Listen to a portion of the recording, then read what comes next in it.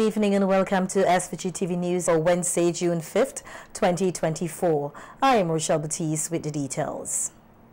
The government of St. Vincent and the Grenadines has taken steps to address any potential rice shortage due to supply challenges from Guyana. Speaking on NBC Radio's face-to-face program today, Prime Minister Dr. Ralph Gonsalves reported that Guyana is experiencing rice supply challenges which could impact its export market to St. Vincent and the Grenadines. One of our main commodities, and I've just wrote the President of Guyana to see how we can help. Our suppliers from Guyana, we're not getting our rice supply challenges resulting from some production breakdowns in Guyana, some misshipments, and a high percentage of damaged paddy to the current crop due to a particular kind of bug infestation. The Prime Minister said aside from writing to the President of Guyana regarding the rice supply challenge, sourcing rice from other country is being considered. This, he said, will prevent any rice shortage in St. Vincent and the Grenadines. We have to begin, ECGC has to begin to look now. If we're having those challenges, we have to be careful that we don't have shortages between October and Christmas. So they have to look for some alternative supply for the rice. Like Brazil, for instance. But to do that, we have to go through the CARICOM mechanisms now. Prime Minister Gonsalves explained that his government is seeking a waiver for rice imports to St. Vincent and the Grenadines. There's a duty, there's a 25% duty on non-CARICOM rice coming in. It's increasingly protecting the Guyana production, but exports. And I don't have any problem with that. We're all in the CARICOM boat together. But there are mechanisms for if you can't supply. Okay. If you can't supply, we have to get a waiver, and that comes through CARICOM, through the Ministerial Council on Trade and Economic Development, the Council of Ministers, Trade and Economic Development, to deal with the relevant provision inside of the CARICOM treaty. Thus, my letter to the President of Guyana to say, listen, we have a problem. You gotta help us here. Testing of newly installed lights at the Arnorsville Sporting Complex has started, and according to Prime Minister Dr. Ralph Gonsalves, from all indications, there were no issues. The Prime Minister, who was on NBC Radio's face-to-face program this morning, addressed a number of national issues, said that all lights will be ready in a few days' time. The lights are up, everything is connected, and they were testing light by light. But as they put them up, they haven't completed each testing. Though all the structural things are in place, and then having done all of them, they have to switch on all the lights one time. But the reports are that that's going well, and we may well see the switching on of all the lights sometime before the end of this week. But all the reports there have been good. Regarding road works leading to the sporting complex, the Prime Minister anticipates that all work should be completed by Monday, June 10th, 2024. All things being equal, that is to say, we don't have torrential rain. All the road works should be completed by Monday the latest. Okay, I took a drive down there yesterday. I saw that piece of road from the tarmac to go across the plane. That new piece of road. That's the under construction. Yeah. That's the major piece, and it is felt by some that the people have the people in the Ministry of Works, Transport and Works, who designed that road, the engineers, they probably over-designed it because of the thickness of the asphalt, which is, you know, but I think they were doing it at the same level of at the runway. I don't know if any plane's going to run from that piece. And Prime Minister Gonzalez is hopeful that cricket fans will come out in large numbers to witness World Cup cricket at the renovated Arnorsville Sporting Complex. I think that I believe we're going to have a good turnout. So too. And the lights. Yeah. And the new ambience. People want to see how their $38 million. First time with lights. Yeah. How to spend, you know, the lights and the scoreboard and the mound and all the rest of it. And justifiably so. It's 70 cents of every dollar of that $38 million. 70 cents of it went into new things. The ribbon cutting ceremony to signal the opening of the Holiday Inn Express in Diamond is expected by the end of July. According to Minister of Finance, Economic Planning and Information Technology, Camila Gonzalez, who spoke on radio on Tuesday evening, said the majority of the work on the 4-story building with 93 rooms has been completed and the necessary amenities are being installed. They have now, on the first 3 floors of that building, 3.5 floors, they're on the 4th floor now, they furnish those rooms fully. So those rooms have their beds, their carpets, their TV, their microwave, their refrigerator, their couch, their desk, air conditioning. Those rooms are complete. The bed and everything is still under plastic because obviously you want to keep things, you know, in as new a state as possible until you open. And they're completing the top floor now of the Holiday Inn Express with the furnishings. So they're almost done with that. Once they do that, that should be by the end of this week. All the rooms will be furnished by the end of this week. Then you're into some works on the outside. They still haven't finished tiling the pool. You know, they haven't finished, you know, marking all the lines of the parking lot and, you know, these kind of things. And most importantly, the landscaping outside the building hasn't been done yet. And so that has to continue for a couple more weeks. And then there's the commissioning of things. The people who install the elevators have to come back and commission the elevator. I mean, they test it, they give it a clean bill of health.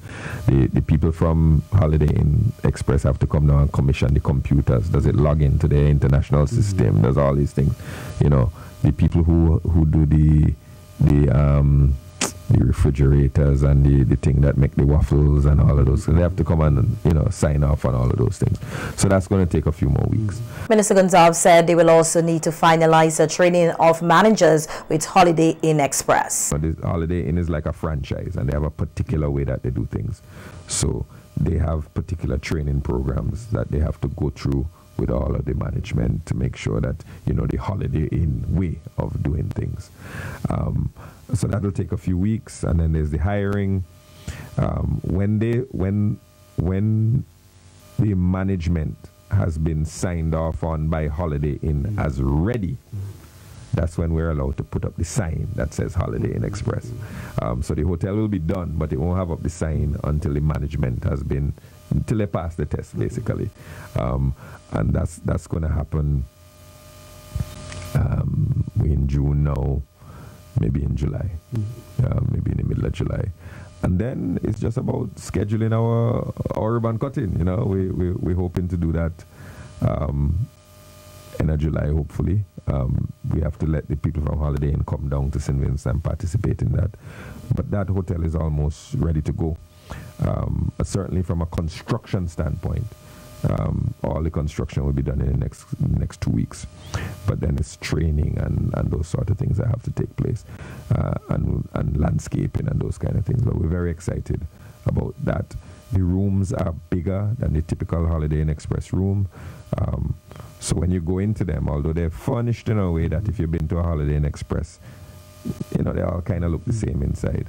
Ours are a little bit more spacious, a little bit more comfortable. And I think we have a real gem there, and it's gonna help unlock a lot of potential for us. Not just things like cricket or using the Diamond Stadium right behind there for the athletic events, but I think that business travelers will use it. I think that come Christmas time, you know, people who come home for fetting and for 9 mornings and to visit family and things. I think we're going to have a good facility there. According to Gonzalez, the government has been seeking to make hotel accommodations with brand names affordable for all. And if you look at what we've done, with what we have been trying to invest our time and money in, either spending ourselves as a government or facilitating investment, we're trying to hit major brands at each level. So at the highest level, we have the Sandals. We've secured that brand and they're up and running and operational. At the high, but not quite as high level, we're trying to hit the Marriott. And that Marriott will begin in the next few months. And then at the lower end, but still quality end, we're trying to hit the Holiday Inn. And so that we can have different brand name attractions at different price points. And once you have those established, then you can let the local businesses build on those brand names and flourish. Because you need, when you're a new tourist destination, like a new mass tourism destination, you need a few anchor brands. Sandals is going to do a lot to attract people of a certain with a certain amount of money to spend. The Marriott also has a massive marketing machine behind it, and so does Holiday Inn. You've seen all the Holiday Inn ads on TV and all the rest of it. They have a big network, they have a big reservation system, they're well plugged in. When you Google St. Vincent Hotel, if you're a tourist, you'll see at least one name in your price range that you're familiar with. And that will help draw tourism to the country, and we're very excited about that. But I'm going to ask the Prime Minister to go through Holiday Inn Express in the next few days, maybe next week. I know he's very busy with the media, so people can see how the place is looking inside. But it's looking good. It's looking very good. I'm excited about it. Today's World Environment Day observed under the theme Land Restoration, Desertification and Drought Resilience here in St. Vincent and the Grenadines. The Forestry Department planted trees in Belmont with students from the Belmont Government School. Senior Forestry Supervisor Casmus MacLeod said it is great to involve young people in understanding the environment. I spoke to the students on the different types of environment, focusing on the classroom environment and all its constituents, including the library, the cafeteria, the washrooms, etc. And then we spoke about the environment around the school in terms of the yard and the backyard and the plants, etc. And then the attention was drew to the soil, which is a part of an environment, to what happens in the soil below the ground, and what happens in the atmosphere, which is also part of the environment. So the students basically were told what actions they're doing that are impacting on each of the different environments that we looked at, how they're impacting those environments, and what can be done to restore those environments. MacLeod added that getting more people involved is important and that more people should get on board with environmental programs. Where we try to let the students know this is ways in which they can enhance the aesthetics of their environment while providing for themselves or for future generations in terms of food that they can eat, in terms of becoming healthy. So that was part of the focus in terms of what we did today to commemorate the day and part of the school. With forestry services, as you know, the environment is very dear to us as a department. In fact, it's part of our mandate to conserve, protect, and develop the forest resources of the country for the optimum benefit of the entire Vincentian society and community. So we would welcome days like Environmental Day, World Environmental Day, where we can go to the community and highlight aspects of the environment focusing on this theme. In fact, we have a public education and awareness unit within the forestry department that focuses mainly on community groups, schools. We have a regular school program where we visit schools and we talk about different aspects of the environment. We collaborate with other environmental institutions like the National Parks, Rivers and Beaches Authority, Central Water and Sewage Authority, and from time to time the St. Vincent Electricity Services and other environmental organizations like environmental clubs within school. We have quite a close affiliation with. Today's Environment Day activities included educational talks by climate scientist Dr. Andrew Simmons.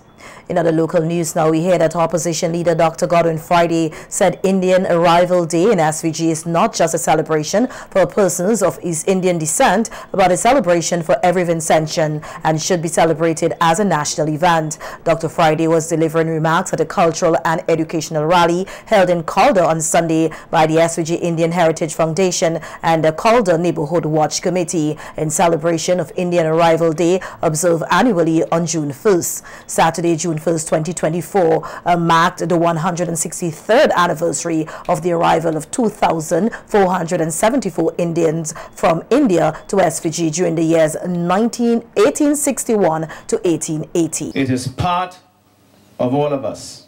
To think otherwise would be to disregard history on the one hand, and on the other, to fail or refuse to embrace fully the possibilities of the present and the future. We in St. Vincent and the Grenadines are a very young nation made up of all races and many cultures. This is a cause, in my mind, not for worry, but for celebration. For now, diversity means not division, but strength. Dr. Friday said, as a people, we must use our diversity for its more natural purpose, which is to give us strength, vitality, and enrich beauty, noting that the tapestry of our nation grows more vivid every day with increasing detail and historical accuracy. We embrace that process with confidence and accept that we, too, must play our small part in it. Generation after generation, we must advance that project. It is our generation's turn. Therefore, count me in. We understand why we are here today. We are here not only for history, but also for the future. We come together to commemorate the arrival of East Indians on our shores. As lowly laborers they came, but with hopes and dreams transcending their immediate circumstances. The opposition leader said SVG is made up of people with diverse backgrounds who must all come together for nation building, which guarantees a higher standard of living for all. We come together from different backgrounds, with different voices and different perspectives, and embrace the opportunity to build a brighter future together. We know, or we ought to know, that bridges are vital and effective in this ongoing work of nation building. And working together with our different backgrounds, we can achieve great things. The Indian community, the Garifuna, people of African descent, of European descent, of Middle Eastern descent, have all contributed in important ways to the vibrant multicultural society that is now St. Vincent and the Grenadines. And in his address at the ceremony, Prime Minister Dr. Ralph Gonsalves said discussions to have a national holiday to commemorate Indian Arrival Day were held, and that having these discussions raises appreciation and understanding of the contributions of persons of Indian descent. Prime Minister Gonsalves explained that there will be a few challenges regarding a national holiday for Indian Arrival Day. If you have it, you're going to want the Portuguese from Madeira to want, I think it's November the 23rd, 1845, they're going to want theirs. Then you would want one for another ethnic group. Well, we have so many holidays, we ain't got no time for work. And even the Indian would tell you, well, giving too much holiday. I know the talk come up because of the consideration for the spiritual Baptists. But the spiritual Baptist religion was banned, you see. It was banned, you couldn't practice it, and in the period of reparations, maybe a case can be made because you want to repair. So I answer you, I'm not pouring cold water. You know, we have Independence Day, and we have the important day of Emancipation Day, because that was historically a very important day.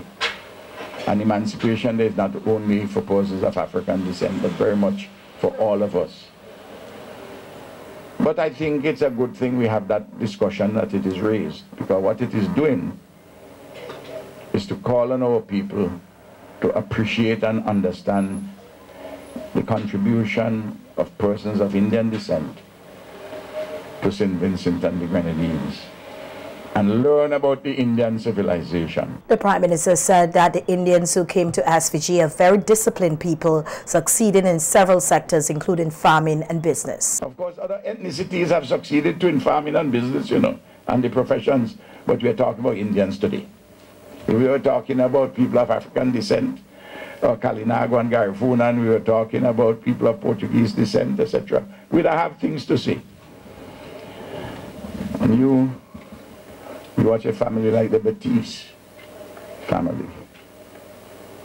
And one of the interesting things about the Indian business people who have made a success of themselves, the Batiste family, the Jacks, one of the things you know about them, they're also very community spirited. And they live well with their communities, because that is something traditional out of the Indian civilization.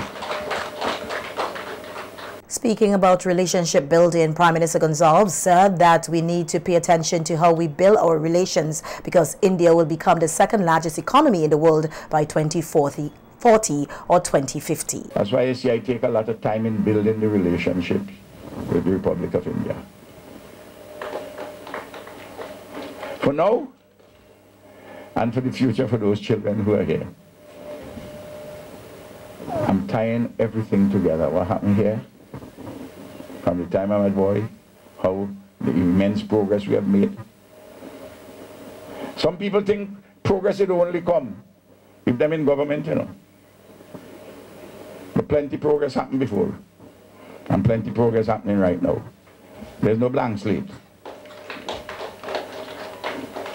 I'm not talking politics, I'm just telling you the journey we have traveled and the remarkable progress we have made. And still we have more things which are there to accomplish. CXC reverses decision to discontinue four technical subjects.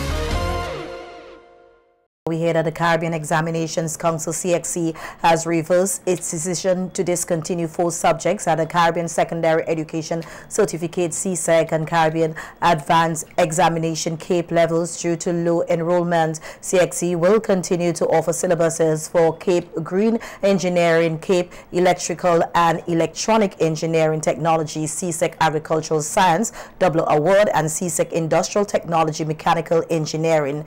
CXC Registrar and Chief Executive Officer Dr. Wayne Wesley gave the update during a virtual news conference on Tuesday following a meeting with ministers of education from across the region. Wesley said the meeting with the ministers of education demonstrated their shared commitment to find a critical path forward on the matter, given the pressing education and human capacity development imperatives facing the region. He shared that CXC had rolled out a menu of new generation technology and science syllabuses, noting that governments will work with CXC in building demand for these new programs to enable their cost viability. Wesley further shared that Tuesday's deliberations with the ministers reinforced the need for a collective regional marketing trust to promote the priority subject areas in science, technology, engineering, art, mathematics, education, and climate-smart agriculture, which are considered critical for the economic growth and sustainable development of the region. He said the ministers were forthright in their positions, pledging their support for CXC and requesting more direct lines of communication. In other local news now, we hear that the MRI services at the Modern Medical and Diagnostic Center in Georgetown is expected to resume on Monday, June 10, 2024. The Hospital Services Program of the Ministry of Health, Wellness and the Environment said this follows the completion of the quality enhancement upgrades to the MRI services. The Ministry of Health, Wellness and the Environment expressed thanks to their clients and healthcare practitioners for their patience during the implementation process for the quality assurance measures in its MRI services. Assistant Commissioner of Police in charge of crime, Trevor Bailey, sought to clarify why the numbers for homicides varied from the murder count in St. Vincent and the Grenadines. Homicide, which is a killing of a human being by another, is a general term which may not be classified as murder. When you hear the term homicide, it's simply put again, it's the killing of one human being by another human being. But I know at times when the police give information to the media, it appears as if there is some misconception, where you may hear there are 10 homicides and 8 murders. We're not saying that there have been 18 killings. What we have simply saying, of the 10 homicides, which is the killing of one human being by another human being, 8 have been classified as murders. The other 2 may very well be, let's say, police shootings, and they cannot be classified as a murder, because if the police in the line of duty shots or shoot someone, there will be a coroner's inquest, an investigation will be conducted, there will be a coroner's inquest, and the coroner will rule whether or not the police action was lawful or justifiable.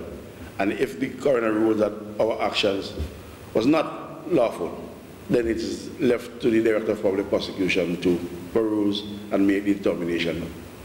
So whether the police officer must be charged for murder or manslaughter, as the case may be. ACP Bailey also explained justifiable or lawful homicide, which could be misunderstood at times. If someone commits a murder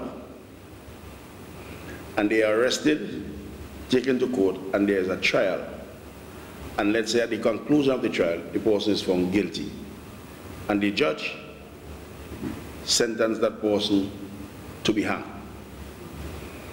Now the person has a right to an appeal. So let's say that they appeal and they lost the appeal. So it means that the death sentence still stands. If the police, along with the prison authority, carries out the order that was made by the judge and execute or hang that prisoner, one human being have killed another human being. But we have done so carrying out a lawful instruction, a lawful order that was made by the judge. So even though one human being in that case have killed another human being, it is a lawful and justifiable killing. Last year, there were 55 homicides, of which 52 were classified as murders.